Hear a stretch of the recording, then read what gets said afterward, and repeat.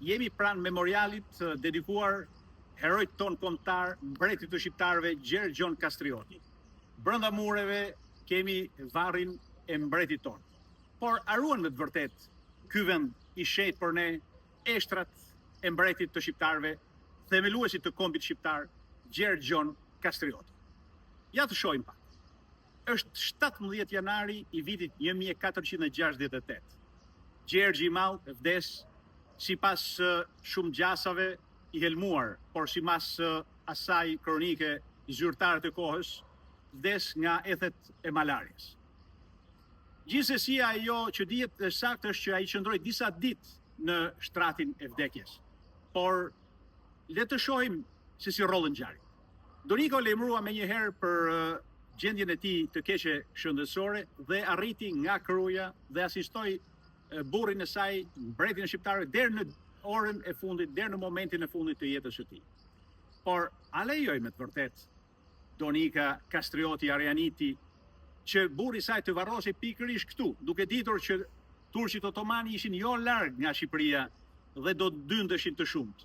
Hakmarrja e tyre do ishte barbare, edhe mi varrin e burrit të saj, mbretit të shqiptar. Gjë që ta bën, na lajmëron Barleti që ato nxorrën 300 kufoma nga nën toka e Lezhës duke kërkuar varrin e të ndjerit Skënderbej. Sipas gjithë asaj që unë kam ndjekur prej viteve në Vatikan, në Spanjë dhe në Napoli, ka shumë gjasa që Donika ta ketë marrë me vete trupin e të ndjerit në Kruj përpara dhe pastaj në udhëtimin e saj të gjatë drejt Italisë për të përfunduar në Spanjë.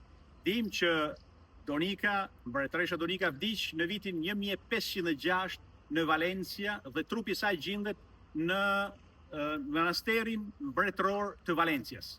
Dhe sipas shumë gjasave këshilluar dhe nga princi Gjon i dytë, i biri i Skënderbeut, trupi i saj gjendet në këtë manastir së bashku me mbetjet mortore të ndjerit mbretit ton Gjergj Gjon Kastrioti.